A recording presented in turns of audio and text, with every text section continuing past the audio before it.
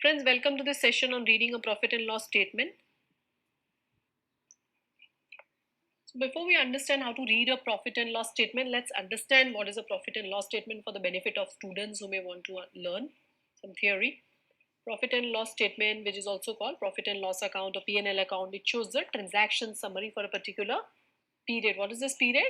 That is from a start date to an end date. You can choose your own start date, end date.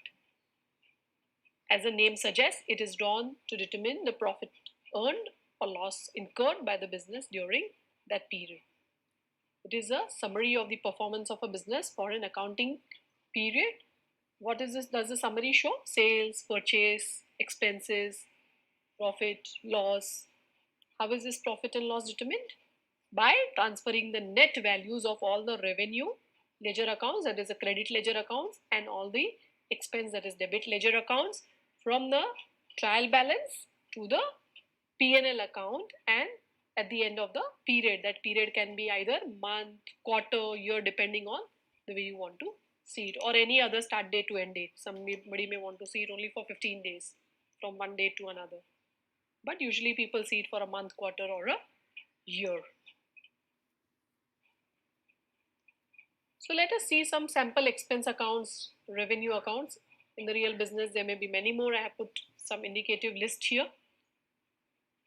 So operating expense will have, say, direct expense, indirect expense. Direct expense may be many. I have listed only two here. Say cost of goods sold, transport expense, which directly relate to your revenue earned. Indirect expense also relating to your revenue earned, because these expenses are required mandatorily: rent, salary, electricity, printing, stationery, telephone. If you have to run a business, operating expenses are the mandatory expense that directly relate to your revenue earned. Non-operating expenses, of course, they are business expenses, but they are called non-operating because they are incidental to your business. Like depreciation, you will have only if you own assets. If you don't own assets, you may not have depreciation. Interest will have be incurred only if you borrow, else you may not have. So these are non-operating expenses. It depends on one's decisions. That's why they are classified there in the accounting terminology. So operating revenue on the right hand side, if you see, under which you have sales and service revenue, sale of goods, sale of service or installation revenue. Other sales can be scrap sales and so on. Then you again have non-operating revenue, which is actually not directly relating to your operations, but it is incidental. You may have some surplus funds which you invest. So you may have interest income, you may have dividend income if you invest in shares of some other companies, you may have rent income on your property and so on. So these are classified as other income. Minded that this blue, I've deliberately colored it. In real life you may not have so many colors, but I have colored it for your ease of understanding. The blue ones are the main group accounts, those in green are subgroup accounts, and you will never have entries in these blue and green accounts. So when you actually go to your accounting system, the entries will only be done in the ledger accounts, which are listed above in black color, and then summation of all these ledgers and will be done to the subgroup accounts and to the main group accounts. So if you draw a T, can you see the T drawn there? You draw a T, what happens?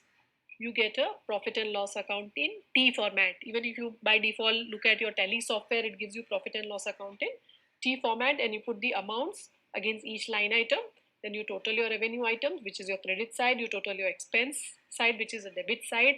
Always one of the sides will be more than the other two. So first you do a rough total, and then if you see if your credit side is higher, that is your revenue is higher than your expense, then there is a profit. So you total up and you write profit here and your totals will match. Similarly, if the reverse is also true, if the expense is higher, then expense minus revenue is a loss, which is written on your right hand side, and your debit and credit totals will match. So this is what your P&L in T format is. It's generally used by proprietorship firms, partnership firms, or individuals.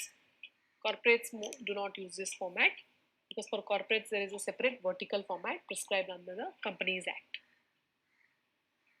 So let's look at the vertical format of P&L. Again, indicative list, though company law has a more specific listing of accounts for various industries. Let us look at our own list which we had in the previous slide. If you place the revenue item on top, revenue items on top, and then you place your expense items below it. It is called the vertical format. And you always compare your current year amounts with your last year amounts and see whether your business has done well versus previous year or it's worse off. Then again, revenue minus expense is profit, and the reverse is also true. If expense minus revenue will be negative profit, or which is also called loss. Let us see at some case study of this Reliance Industries Limited, a listed company, very big conglomerate in India. Statement with with global operations. Statement of profit and loss for the year ended 31st March 2019. These are consolidated financials from which I have pulled out the profit and loss account of this company. If you see, these are all rupees in crore. So because this is a very huge company, so if you read the first line, value of sales is 5,85,000 crores versus 4,11,000 crore in the previous year. That is a growth of 42% in sales revenue. Coming to the next line, income from services is 37,000 crore versus 19,000 crore in the previous year. That's a 90% growth. You know that they are growing also in the geo services that they are providing to our country. That has also contributed here. So then the next item, which are going to other income, which is from 9,900 crore drop to 8,600 crore, which is a 13% drop. But in most of the businesses, you should not worry much about other income because that's only incidental. We must look at the core revenue, which has actually grown well. If you go to your total income row, it's 5,89,000 crore versus 4,18,000 crore, which is a growth of 41%. Let's look at the expenses. Let's look at the first four rows together. That is your cost of material consumed, purchase of stock in trade, change in inventory, and your excise and service tax, because all these relate to your sale of goods. So let's see them together. The total is 4,08,000 crore versus 2,84,000 crore in the previous year, which is more by 44%. You had seen that sales have grown by 42% and cost of goods sold is higher by 44%. It's a disproportionate growth. So if you're the owner or management of the company, you must ask your business heads, your accountants, the reasons for this, whether input cost was high, whether your wastage was high, yield was low. All these questions need to be asked and corrective actions need to be taken where all you can control your costs. Let's look at the next line item, that is employee benefit expenses. So 12,488 crore versus 9,523 crore, that's 31% higher.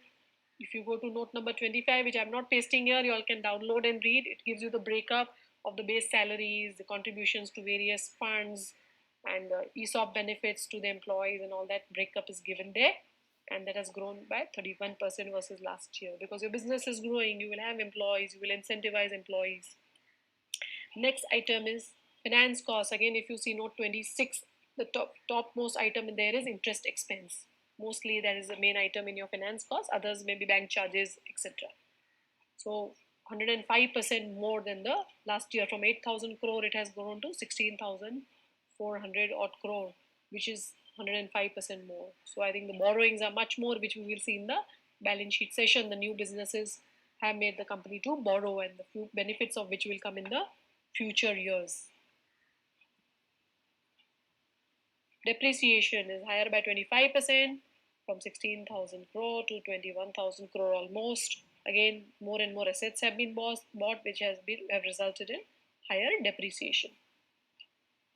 Then other expenses from 50,000 crore to 76,000 crore, that is a jump of 51%. That list is again there in note 27. We need to read the notes in detail. Time is short for us to do it right now. So total expenses are more by 45% versus total income being more by 41%. This could have been controlled better. So PBT is more by 12% from 49,000 crore to 55,000 crore. Likewise, PAT more by 10% from 36,000 crore to 39,000 crore, 39,837, almost 40,000 crore. Okay, see on your left, I have given one more parameter. Your cost of goods sold as a percentage of your sales revenue is 70% in FY19 versus 69% in FY18. This is again a cause of concern which you should look at and try to control if you are the owner of the business, where all you can cut costs. Total expense to total income is 91% versus 88% in previous year. 3%, that's a big jump actually. 3% means a lot of money to your 6 lakh crore turnover. I think in such big companies, every 0.1% matters a lot. It will go into crores and crores of rupees. So cost control is important. PAT to total income is 6.8% in FY19 versus 8.6%. PAT means profit after tax, 1.8% worse than the previous year. I think that's how it is. I've circled this note 23.1, that is other comprehensive income. One in items that will not be reclassified to profit and loss account, 77,470 crore, and related taxation on the next line, 16,700 crore. These two items I'll park it. I will talk about it in the end. So let us look at EPS. That is earnings per equity share. Basic, diluted we will cover in some other session. So your EPS is nothing but your PAT, profit after tax, divided by your number of shares due to the equity shareholders. That's 60.94 in the previous year, and this year has grown to 66.82, almost a growth of rupees 6, about 10%, which is a good growth. It could have been better had the expenses been controlled. So I've said I'll read this note 23.1 because that's a huge item, and they are not saying they're saying that it's not classified to reclassified to P&L account, but definitely it adds to your equity shareholders kitty, that's 77,000 crores. So what is that? It does not relate to operations. Obviously, it is not relating to your this year's operation, but it is something different.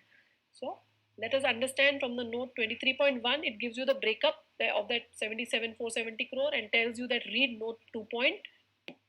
So here I have pasted note 2.2, which gives you all the details. But while you read it in detail and try to understand, you have to be technically very sound to understand Ind AS, IFRS. So for you, I am just summarizing it here. The yellow part I will read. So this company had been allotted OCPS. The last three lines, if you see of your first para, that is optionally convertible preference shares, and what all these OCPS were revalued to bring them at fair value, which is allowed under IFRS. And this fair value gain of 77,158 crore on these OCPS has been accounted in other comprehensive income. Then also another 246 crore has come from your company. This company has sold its controlling stake in one company, JDFPL. JDFPL is that Geo Digital Fiber Private Limited. So company had huge stake, controlling stake means more than 50%. And they have sold that to some other company, DFIL, that is Digital Fiber Infrastructure, which has given them a gain of 246 crore, and it has been taken there. That's how that 77,470 crore comes on your top page. But likewise, you have to keep reading many notes in your financials, friends, because that's how you, just by seeing the numbers, it is not easy. This note you see is so difficult to read. You have to comprehend it well and understand, and you keep reading these notes. Keep a habit of reading notes along with your financials, then you will understand your financials better. Whatever I could cover in this short period of time, I have covered. Thank you guys for a patient listening. Signing off. Goodbye.